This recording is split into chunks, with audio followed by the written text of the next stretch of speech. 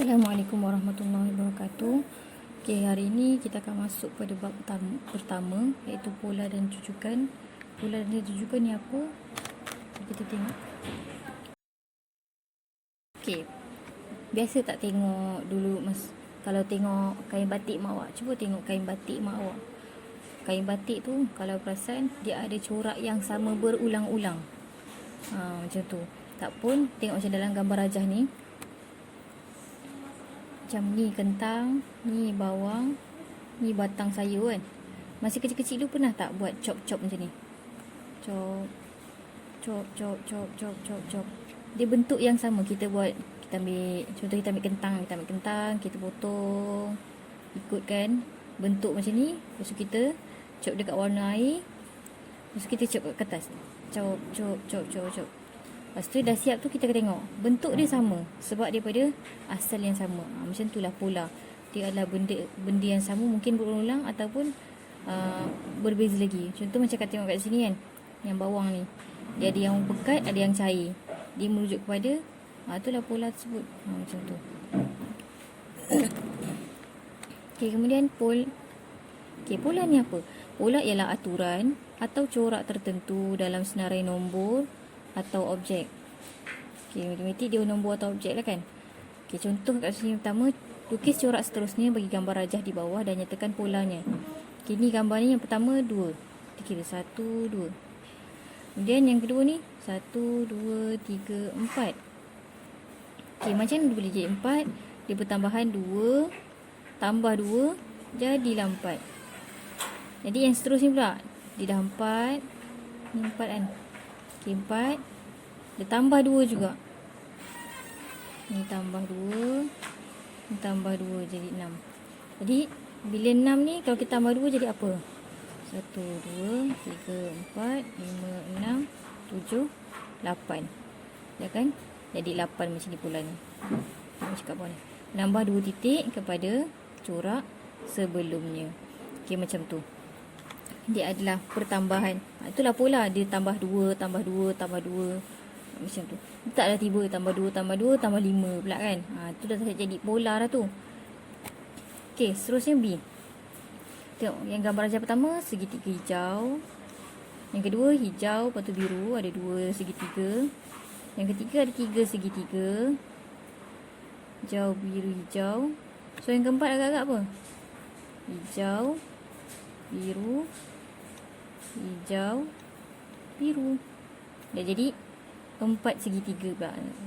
Menambah 1 segitiga kepada corak sebelumnya. Macam tu. Itulah pola. Itu pola objek. Sekarang kita cuba tengok pola. Sekarang kita cuba tengok nyatakan pola bagi nombor berikut. Pola nombor. Kita tengok yang pertama. Negatif 10, negatif 4, 2, 8. Sekarang ni keadaan nombor ni meningkat ataupun menurun. So dia adalah menaik kan. Menaik, meningkat. Menaik. Bila menaik, kita tengok pula dia menaik dengan tambah atau darab. Kita tengok tak sini. Menaik. Dia antara tambah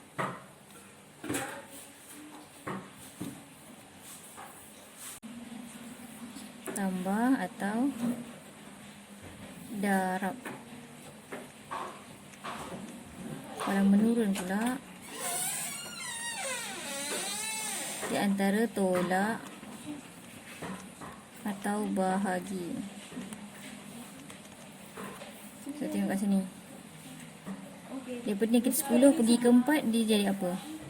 10, dia bertambah negatif 9, negatif 8, negatif 7, negatif 6, negatif 5, negatif 4. So dengan pertambahan 6. Tengok sebelah dia pula. Negatif 4 pergi ke 2. Negatif 3, negatif 2, negatif 1, sifar 1, 2. Pun tambah 6. Daripada 2 pergi ke 8. 3, 4, 5, 6, 7, 8. Pun tambah 6. Sebab tu dia menaik dengan tambah 6. Menambah je kat sini. Menambah 6 kepada nombor sebelumnya. Macam tu. Okay, sekarang kita tengok B. B, 17 pergi ke 7. 7 pergi ke negatif 3. Negatif 3 pergi ke negatif 13. Okay, macam ni satu lagi. Macam kita nak tahu dia naik ke menurun. Tengok pada garis nombor. Okay, tengah-tengah sifar. Ke kanan ada positif. 1, 2, 3, 4, 5, 6 dan seterusnya lah. Kemudian kalau ke kiri, negatif 1, negatif 2, negatif 3, negatif 4, negatif 5 dan seterusnya juga. Maksudnya makin ke kiri makin kecil. Dia negatif kan. Makin kecil. Negatif. Bila ke kanan dia positif, makin besar. Umurnya makin besar. So ni negatif 13 ni dia makin ke kiri, makin besar nilai negatif tu, makin kecil nilai dia. So dia adalah menurun. Bila menurun dengan kadar berapa? Okay, cara paling pantas adalah kita tolak nombor yang belakang, tolak depan. 7 tolak 17 akan jadi negatif 10.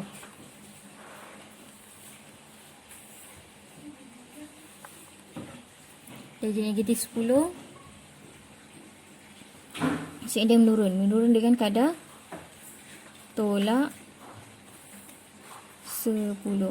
Okay, cara ni awak kena semak 3-3 lah. Negatif 13 tolak negatif 3. Negatif 13 tolak 3. Dia akan jadi negatif 10 juga.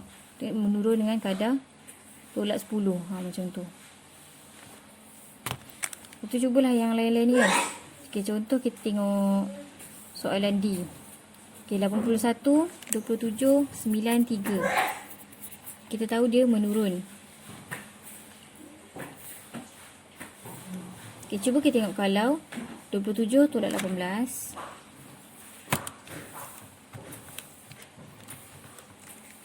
Dia adalah 9. 9 tolak 27. Negatif 18. Sikit lagi besar. 3 tolak 9. Jadi negatif 6. Okay, nombornya tak sama.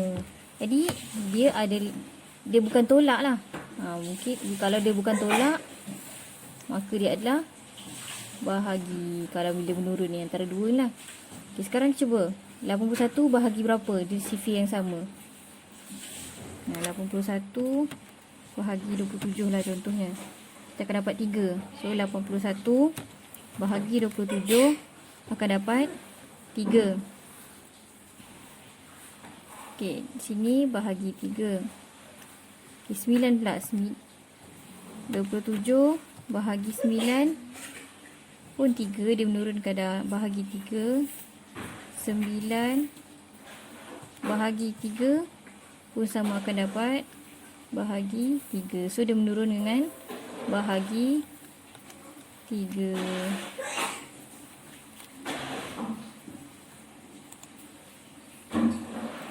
Macam tu. Yang lain boleh cuba sendiri. Boleh merujuk. Boleh rujuk petikan buku teks yang sudah dah masukkan dekat dalam Google Classroom. Okey, seterusnya kat sini dia special case pula. Diberi urutan nombor 7, 12, 17, 22, 27 hingga 67. Dan pasti dan nyatakan bola bagi urutan nombor. Okey, kat sini ni nombor dia. Kalau perasan ni 7, 2, 7, 2, 7. Dia ulang bunyi yang sama. So kat sini apa yang tak ada? Cuba kita masuk. 32, 37, 42, 47, 52, 57, 62. So ini dah 67. Okey, sambung nombor dia ni. Lepas tu dia kata kenal pasti dan nyatakan pola bagi urutan nombor. Okey, pola bagi urutan nombor yang pertama ganjil, yang kedua genap. Okey, nombor ganjil dan genap ni apa? Aku tengok nombor belakang. 1, 2, 3, 4, 5, 6, 7, 8, 9 sifar. Okey, daripada nombor-nombor kat atas ni.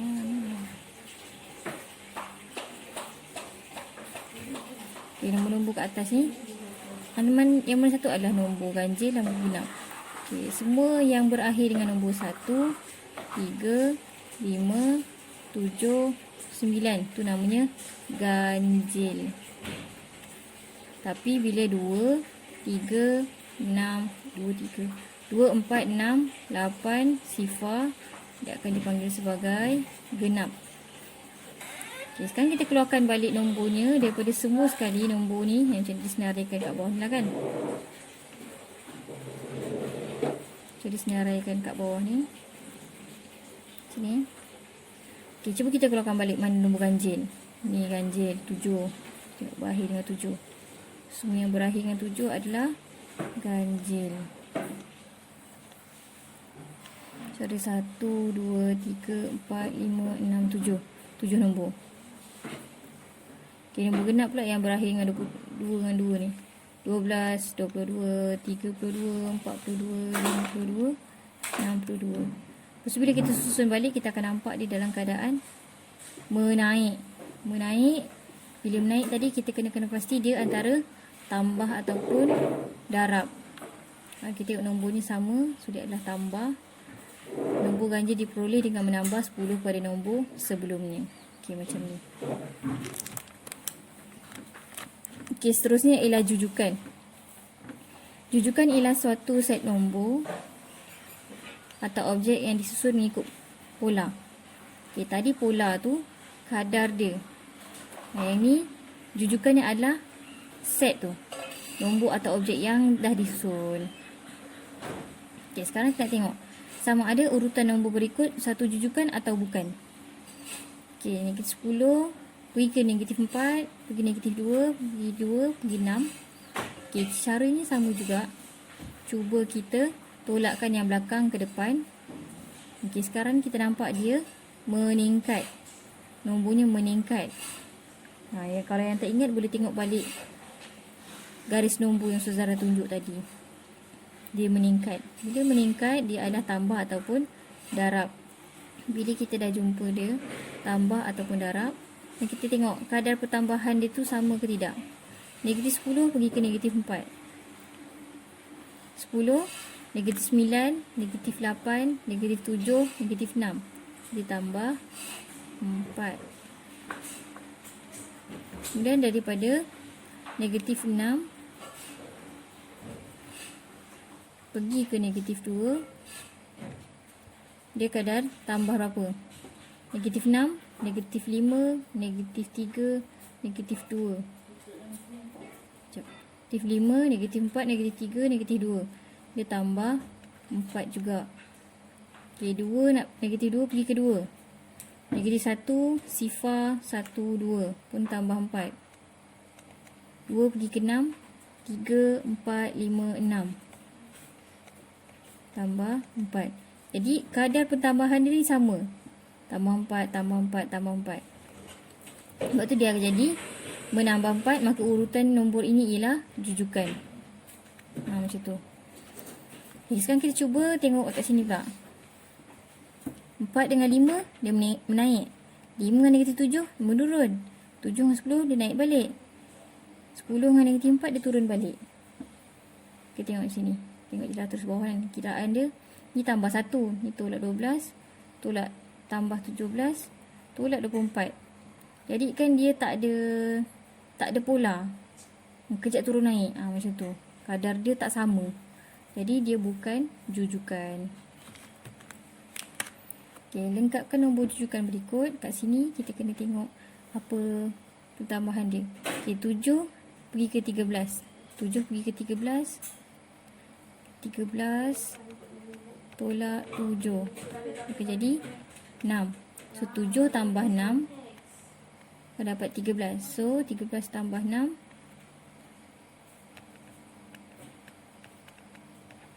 jadi 19. Cuba kita tambah 19 tambah 6 dapat 25. Okay, 25 tambah 6 31. 31 tambah 6 37. Macam tu. Dia kadar dia. Sebab yang ini kita tak tentukan lagi dia jujukan ke bukan. Yang ini kita cuma cari jawapan dia. Okay, selebihnya Ustazah nak kamu cuba buat sendiri. Ini jawapan dah ada kat bawah ni, tapi awak cuba buat sendiri. Macam mana dia boleh dapat jawapan macam kat bawah ni. Macam tu. Okay, lengkapkan jujukan berikut berdasarkan pola yang diberikan. Kat sini pula dia dah bagi jujukannya. Kita tinggal cari nombor-nombor dia je. Okay, yang pertama menolak 4 daripada nombor sebelumnya. So 96 tolak 4.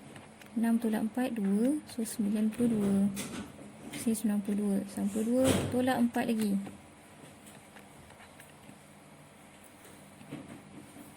8. 9 dia dah pinjam 1. Tinggal 88. Dan seterusnya 88 tolak 4 84. 84 tolak 4 80. 80 tolak 4 76. Dia akan berkurang macam tu lah. Yang dia pula mendarat nombor sebelumnya dengan 3. So 7 darab 3. 7 darab 3 21.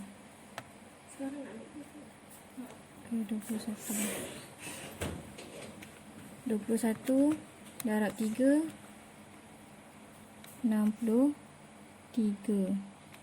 63 darab 3 189. 189 darab 3 567. 567 darab 3 jadi 1701. Macam tu. Darabkan je lah. Yang ni mengurangkan 8 daripada nombor sebelumnya. Jadi 21.3 tolak 8. 21.3 tolak 8. Okey, 8 ni mesti duduk kat bawah 1. Kenapa? Sebab 8 ni adalah nombor-nombor bulat. Dia bukan puluhan. So 3 tolak 0, 3. 11 tolak 8, 3.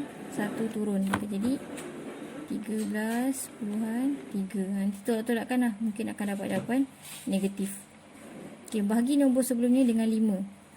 400 bahagi 5. 5 darab 1, 5 darab 8 sifar. So yang pertama 80. So 80 bahagi 5. 5 darab 1, 5 darab 6. Dan carilah nombor seterusnya. Macam dia dah berikan contoh di bawah ni. Okey, itu saja daripada saya. Terima kasih. Assalamualaikum.